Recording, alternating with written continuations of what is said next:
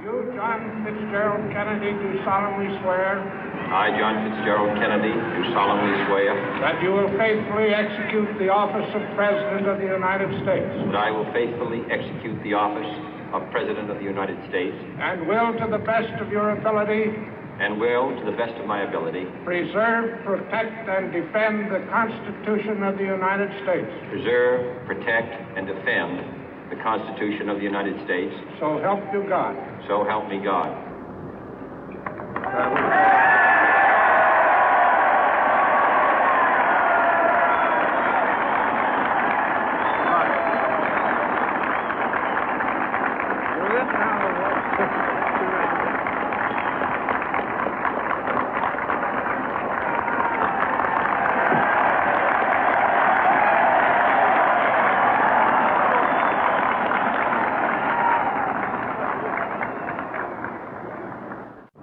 Vice President Johnson, Mr. Speaker, Mr. Chief Justice, President Eisenhower, Vice President Nixon, President Truman, Reverend clergy, fellow citizens. We observe today not a victory of party, but a celebration of freedom, symbolizing an end as well as a beginning, signifying renewal as well as change. For I have sworn before you and Almighty God the same solemn oath our forebears prescribed nearly a century and 3/4 ago.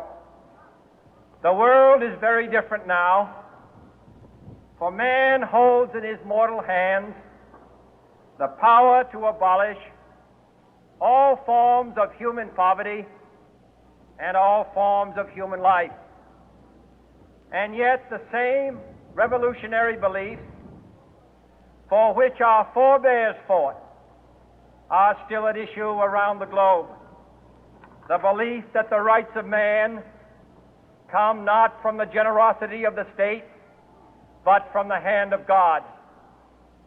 We dare not forget today that we are the heirs of that first revolution.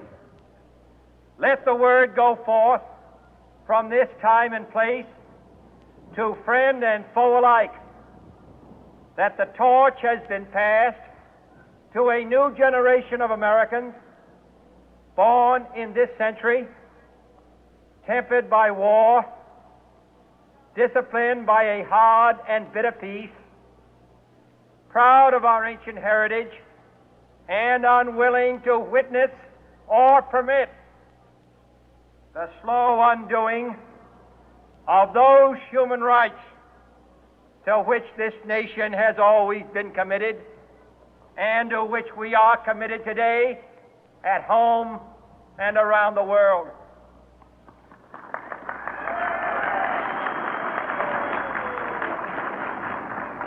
Let every nation know, whether it wishes us well or ill, that we shall pay any price, bear any burden, meet any hardship, support any friend, oppose any foe to assure the survival and the success of liberty.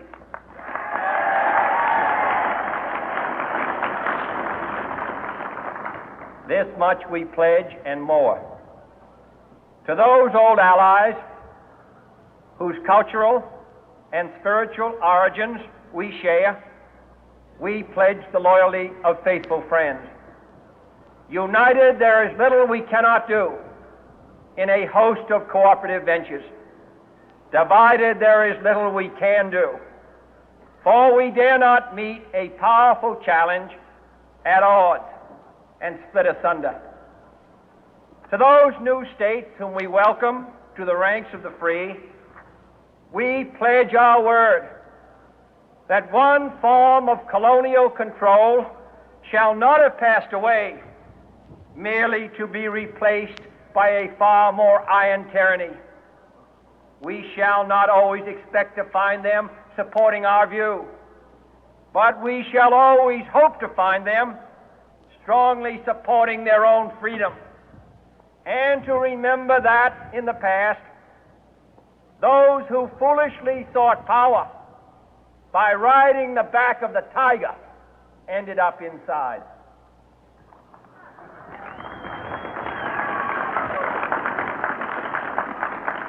To those people in the huts and villages of half the globe struggling to break the bonds of mass misery, we pledge our best efforts to help them help themselves for whatever period is required, not because the communists may be doing it, not because we seek their votes, but because it is right. If a free society cannot help the many who are poor, it cannot save the few who are rich.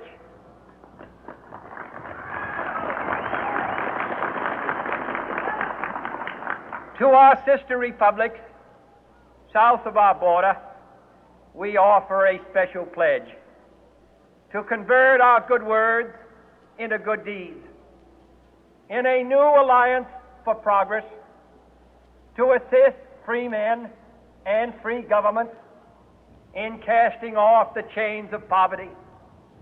But this peaceful revolution of hope cannot become the prey of hostile powers. Let all our neighbors know that we shall join with them to oppose aggression or subversion anywhere in the Americas. And let every other power know that this hemisphere intends to remain the master of its own house.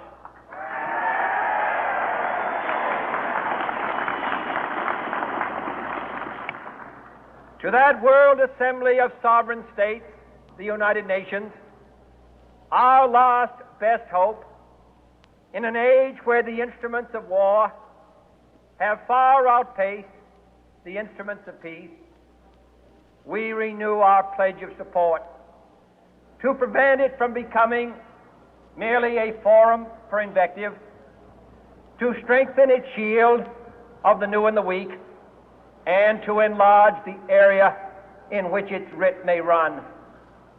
Finally, to those nations who would make themselves our adversary, we offer not a pledge, but a request that both sides begin anew the quest for peace.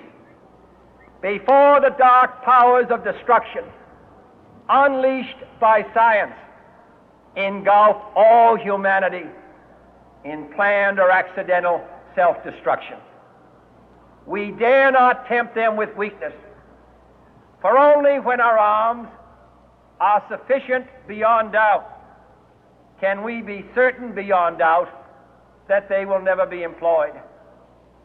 But neither can two great and powerful groups of nations take comfort from our present course, both sides overburdened by the cost of modern weapons, both rightly alarmed by the steady spread of the deadly atom, yet both racing to alter that uncertain balance of terror that stays the hand of mankind's final war.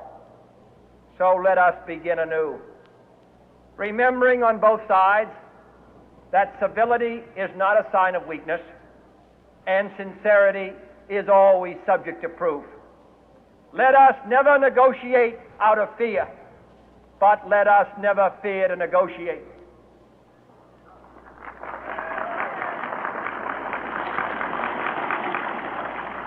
Let both sides explore what problems unite us, instead of belaboring those problems which divide us.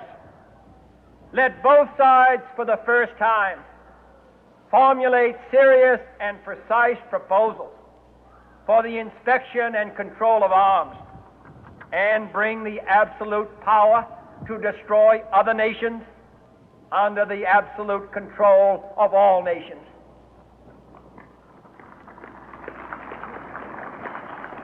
Let both sides seek to invoke the wonders of science instead of its terrors.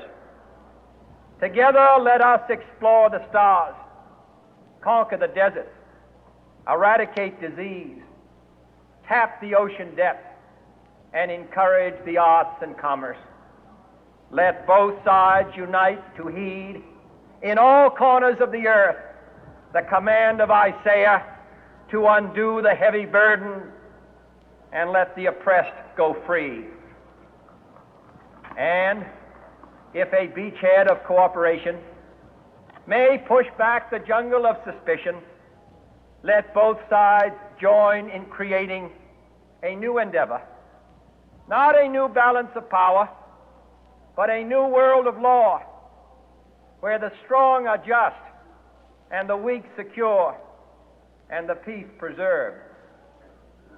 All this will not be finished in the first 100 days, nor will it be finished in the first 1,000 days, nor in the life of this administration, nor even perhaps in our lifetime on this planet.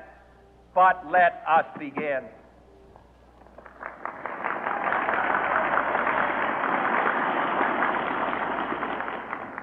In your hands, my fellow citizens, more than mine, will rest the final success or failure of our course. Since this country was founded, each generation of Americans has been summoned to give testimony to its national loyalty. The graves of young Americans who answered the call to service surround the globe.